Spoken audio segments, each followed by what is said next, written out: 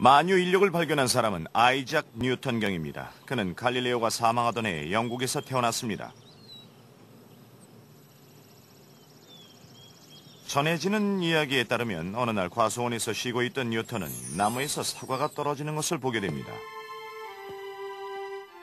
이 단순한 사건 때문에 그는 왜 사과는 지구로 떨어지는데 8월에 빛바랜 달은 느긋하게 하늘에 떠 있는지 궁금해졌습니다.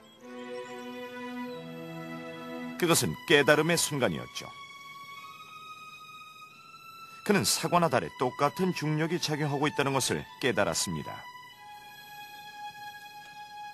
그 광경을 보고는 사과를 끌어내리는 어떤 힘이 과수원에 작용하고 있는 것은 아닐까라고 생각을 할 수 있죠. 그런데 뉴턴이 위대한 것은 그 생각을 달에까지 연장할 수 있었기 때문이에요. 그는 어디에나 그런 힘이 있다는 걸 깨달았죠. 전엔 아무도 그런 생각을 못했습니다. 뉴턴은 달은 지구를 지나쳐 곧장 우주 공간으로 직행하려고 하지만 지구의 중력이 달을 끌어당기고 있다고 생각했습니다. 그래서 달이 지구 둘레를 돌게 되는 것이죠. 하지만 달 또한 자기의 중력으로 지구를 끌어당깁니다.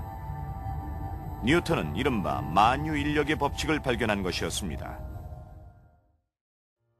여러분 안녕하세요. 저는 안양예술고등학교에서 철학을 담당하고 있는 박정우라고 합니다. 여러분들 만나 뵙게 되어 정말 진심으로 반갑습니다.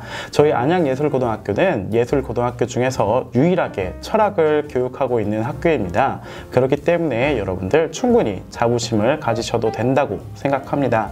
철학을 통해 여러분들은 많은 배경 지식을 쌓을 수 있고요. 그것을 통해 여러분들의 창작 활동에 더욱 도움이 될 것이라고 자신 있게 말씀드릴 수 있습니다. 지금 여러분들 머릿속에 혹시 이런 의문이 들진 않았나요? 예술고등학교에서 실기만 잘하면 되지 철학을 도대체 왜 배우지? 도대체 왜?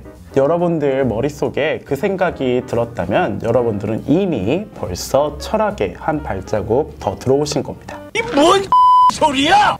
이게 무슨 소리인지 이해가 잘 안 갈 수도 있겠지만 철학에서 가장 중요하게 생각하는 게 바로 그 도대체 왜? 라고 생각하는 그런 능력이기 때문입니다. 철학은 생각하는 힘을 길러주고 자기 생각을 논리적으로 정할 수 있게 도와주며 그것을 바탕으로 자기 삶의 방향과 태도를 정하는 데 큰 도움을 주는 학문입니다. 고등학교에서 배우는 철학 과목은 다른 일반 교과들과 차이점을 보이고 있습니다. 여러분들이 만약 다른 수업 시간에 선생님께서 질문을 하신다면 그건 진짜 여러분에게 궁금한 게 있어서 질문을 했다라기보다는 답이 정해져 있는 문제를 낸 거거든요. 하지만 고등학교에서 배우는 철학에는 그런 정답이 따로 없습니다. 질문을 받았을 때 여러분들 머릿속에 떠오르는 그 생각을 그냥 자유롭게 이야기하면 됩니다. 자기가 한 생각과 그리고 답변을 통해서 여러분은 자신이 어떤 사람인지 생각해 볼 수 있고 자기 삶의 태도를 더욱 단단하게 만들 수도 아니면 삶의 태도를 조금씩 수정해 나가면서 완전한 자기의 모습을 찾을 수 있기 때문입니다. 이런 일련의 과정들은 여러분이 앞으로 만드실 많은 작품을 더욱 풍성하게 만들 것입니다. 자기 생각과 삶의 태도가 빠진 작품은 기존 작품의 모작 그 이상 그 이하도 아니기 때문입니다. 왜? 도대체 왜? 라는 말처럼 위대한 말은 없습니다. 그런 생각들이 여러분들을 크나큰 성장의 밑거름으로 인도할 것이기 때문입니다. 누군가에게는 아무 의미 없던 사과가 뉴턴에게는 인류의 역사를 바꿀 위대한 발견의 단서가 되었듯이 말입니다. 이 시간이 끝없이 생각하고 의문을 품는 과정을 통해 자기 자신이 누구인지 어떤 사람인지 알아가는 시간이 되시기를 바라겠습니다. 오늘은 생각하는 것이 그리고 사유하는 것이 얼마나 여러분의 삶에 중요한지 알아보는 시간을 한번 알아보겠습니다. 아이히만이라는 사람을 통해서 그 사유와 생각의 중요성을 알아볼 건데요. 그 전에 뉴스 한 편 보고 오겠습니다.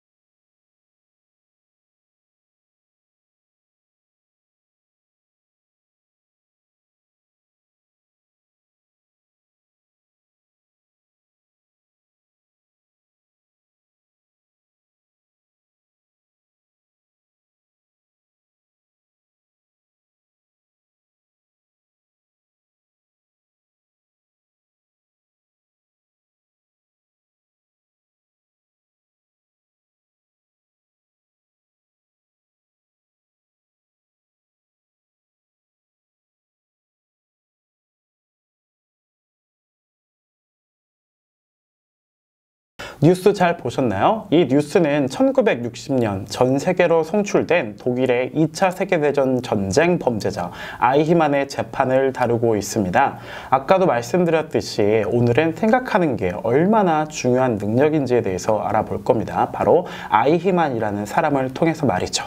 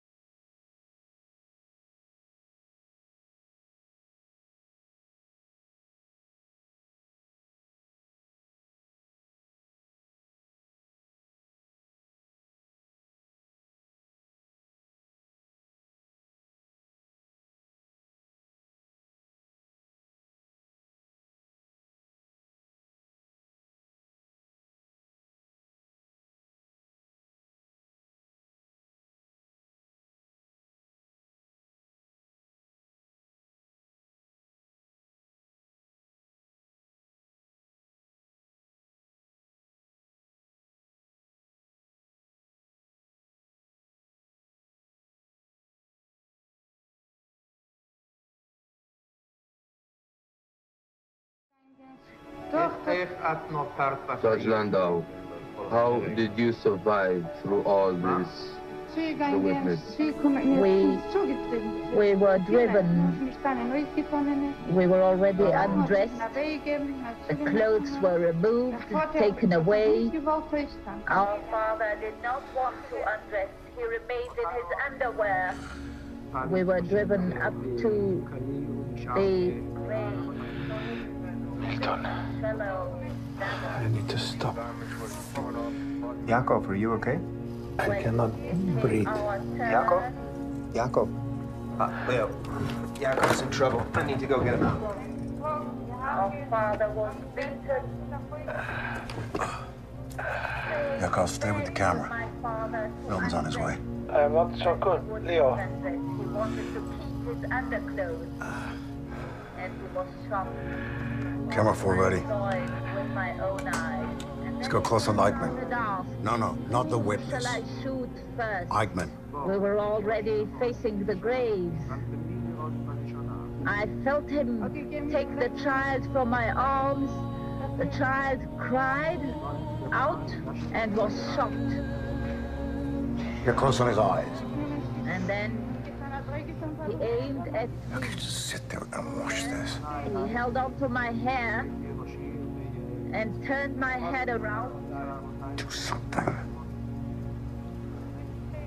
I Get close on his eyes. stayed standing. Get close on his eyes. And he aimed the revolver at me and ordered me to watch. Again turned my head around and shot at me. Then I fell. I tried to move and felt that I was alive and that I could rise. I heard the shots and I was praying for another bullet to put an end to my suffering. But I felt that I was choking. Climbing towards the top of the grave above the bodies. I rose and I felt bodies pulling at me. with their hands biting at my legs. Why can you sit there day after day and listen to this? And yet, with my last strength, I came up on top of the grave. So many bodies. I wanted to see the end of the stretch of dead bodies, but I could not. 이런 아이히만의 반응에 사람들은 정말 크게 놀랍니다. 아니 어떻게 저런 말을 뻔뻔하게 아무 표정의 변화도 없이 말할 수가 있지? 라고 말이죠. 사람들은 분명히 아이히만에게 정신적으로 문제가 있을 거다라고 생각하고 정신분석학에서 정말 유명한 6명의 전문가를 초빙합니다. 그리고 그들에게 아이히만의 정신을 분석해달라는 의뢰를 합니다. 6명의 사람들은 아이히만과 오랜 시간 동안 상담을 진행했고 마침내 아이히만의 정신을 감정하기에 이릅니다. 감정 결과는 어떻게 나왔을까요? 맞습니다. 맞아요. 여러분 정답을 맞추셨습니다. 아이히만의 정신은 지극히 정상이다라는 감정 결과를 받게 됩니다. 6명의 전문가 중에 성직자도 한 분 계셨는데 그 성직자가 이런 말을 합니다. 아이히만은 나보다 정직한 사람이다 라는 말이죠. 그는 수개월에 걸쳐 총 33번의 재판을 진행했고 결국 유죄 판결을 받고 교수형에 처해집니다. 지금까지의 이야기를 들은 여러분 머릿속에 이런 생각이 들 수도 있을 것 같아요. 아니 시키는 대로 안 하면 내가 죽는데 내 가족이 다치는데 그럼 하지 말라는 거야? 위에서 시키는 대로 안 하면 분명 나한테 불이익이 올 건데 도대체 어떻게 하지 말라는 거야? 라는 생각 말이에요. 정답은 없습니다. 이것에 대해 한번 생각해 보면 좋을 것 같아요. 만약 당신이 아이히만 같은 상황에 처했을 때 상부의 지시를 이행할 것인지 아니면은 이것은 옳지 않은 일이기 때문에 당당하게 거부할 것인지 우리는 한번 생각해보는 시간을 가지면 좋을 것 같습니다. 그리고 그 이유에 대해서도 자기의 주장에 대한 근거에 대해서도 여러분 한번 생각해 보시길 바라겠습니다. 유태인 여성 철학자 한나 아렌트는 아이히만을 용서해 주자는 취지의 말을 합니다. 이 재판이 아이히만 개인의 복수로 끝날 수 있다는 생각 때문입니다. 아이히만은 그저 한 명의 개인이었을 뿐이라고 그녀는 말합니다. 그를 용서해야 한다고 말합니다. 그는 죄가 없다. 단지 생각하는 능력이 없었을 뿐이다. 라고 그녀는 말합니다. 한나 아렌트는 이런 말도 남깁니다. 탄생은 새로운 시작이다. 여기서 말하는 탄생이란 단순히 생물학적인 탄생을 의미하는 것이 아닙니다. 처벌과 용서는 새로운 시작이라는 그녀의 생각을 나타내고 있는 말입니다. 그녀는 새롭게 시작할 수 있는 힘이 바로 인간의 힘이다 라고 이야기하고 있습니다. 인간은 과거에 매몰되어 있으면 안 되고 새로운 미래를 향해 달려가야 한다고 이야기하고 있습니다. 이런 문제는 우리나라와도 깊게 관계되어 있습니다. 광주 5.18 민주화 운동 같은 경우에는 그 희생자들이 아직도 살아계시고 현재 진행형의 문제이기 때문입니다. 상부의 지시대로 명령을 수행한 군인들은 과연 죄가 없다고 이야기할 수 있을까요? 또는 죄가 있다고 이야기할 수 있을까요? 아이히만에 대해서 생각해 보면서 이 문제 역시 생각해 볼 수 있습니다. 아이히만이 유죄인지 또는 무죄인지에 대해서 생각해 본다면 이 생각을 바탕으로 또 다른 사고를 확장시킬 수 있습니다. 정말 죽을 죄를 지은 사람이 진심으로 참회하고 반성한다면 그 사람을 용서해야 할까라는 문제입니다. 영상 한 편 보고 오겠습니다.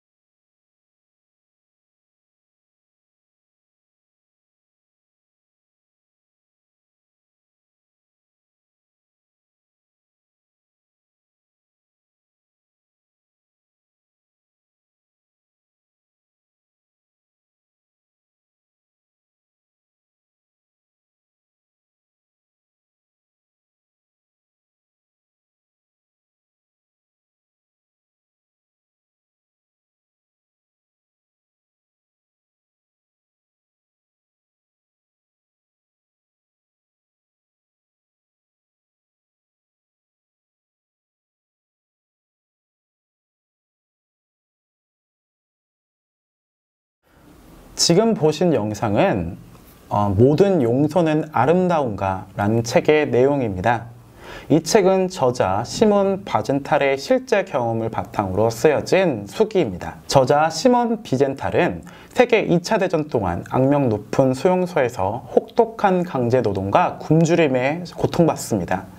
그는 늙고 병들었다는 이유로 그리고 자기 기분대로 학살을 자행하는 사람들 밑에서 정말 많은 고생을 했습니다. 오죽했으면 무덤을 보고 저 무덤의 주인이 부럽다 라는 말까지 했을 정도로 그는 온갖 수모와 고난을 당합니다. 어느 날 그는 노역장에서 한 명의 간호사가 자신을 부르는 소리를 듣습니다.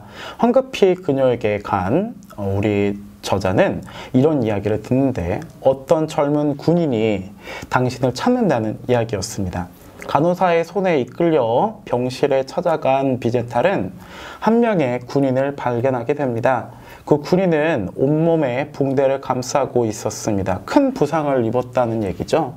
그리고 그 젊은 병사는 이 비젠탈에게 이런 말을 합니다. 제가 애초부터 타고난 살인자는 아니었습니다. 저는 마음 편히 죽고 싶습니다. 그러니 제발 저를 용서해 주십시오 라는 이야기를 그에게 합니다. 저자는 하나님을 믿고 있는 이 사람이 죽기 전까지 온갖 살인을 자행하다가 죽기 직전에 자신의 죄를 참회하는 모습을 보고 분노합니다. 동시에 한편으로는 그토록 용서를 바라는 독일 병사의 모습을 보고 측은지심을 느끼기도 합니다. 그 말을 남긴 독일 병사는 며칠 뒤에 숨을 거둡니다. 용서해달라는 그 젊은 독일 병사의 말에 침묵으로 일관하던 책의 저자는 수용소에서 풀려난 이후 죽은 병사의 어머니를 찾아가게 됩니다. 죽은 병사의 어머니는 책의 저자를 반갑게 맞이하고 어린 시절 자신의 아들의 모습을 보여주면서 이런 이야기를 합니다. 정말 착한 아이였다 라는 이야기입니다. 수용소 안에서 일어나고 있는 수많은 참상을 그녀 역시 알고 있었지만 우리 아들은 절대 그런 일을 하지 않았을 것이다 라는 믿음 역시 갖고 있었습니다. 책의 저자는 그녀의 이야기를 듣고 아무 말도 하지 못하고 그 자리를 나오게 됩니다. 사실 책의 저자는 이런 말을 되게 하고 싶었습니다. 당신의 아들은 살인자였습니다. 악어가 울고 있습니다. 어떤 슬픈 일이 있는 걸까요? 아닙니다. 악어는 그냥 먹이를 먹고 있을 뿐입니다. 그럼 도대체 왜 울고 있는 걸까요? 악어의 눈물샘과 그리고 입에 있는 근육이 연결되어 있기 때문인데요. 먹이를 먹기 위해 악어가 입을 움직이면 눈물샘이 자극되어 눈물을 흘린다고 합니다. 그걸 알지 못했던 사람들은 그런 악어의 모습을 보면서 악어가 먹이를 먹으면서 잡아먹은 그 먹이에게 상당히 미안한 마음을 갖고 있구나 라고 생각합니다. 이집트 나일강에 살고 있는 악어가 눈물을 흘리는 모습을 보고 그 이집트 사람들은 악어 역시 정말 미안한 마음을 가지면서 저 먹이를 먹고 있구나 라고 생각했고 그것을 벽화로도 남겼습니다. 이만큼 사람들은 악어가 왜 울고 있는지 오랫동안 알지 못했고 얼마 전에야 그 사실을 알게 되었습니다. 악어의 눈물이라는 말은 바로 여기에서 비롯되었습니다. 악어의 눈물은 거짓 눈물 또는 위선적인 행위를 이르는 말입니다. 이 말은 주로 위선자나 그리고 위정자들의 거짓 눈물을 가리키는 말로 널리 쓰이고 있습니다. 특히 선거에서 이긴 사람이 패배한 상대방 즉 후보를 위해서 눈물을 흘리는 모습을 보면서 악어의 눈물이다 라고 사람들은 많이 이야기합니다. 이것뿐만 아니라 동정심을 얻기 위해서 흘리는 거짓 눈물 역시 악어의 눈물이라고 이야기합니다.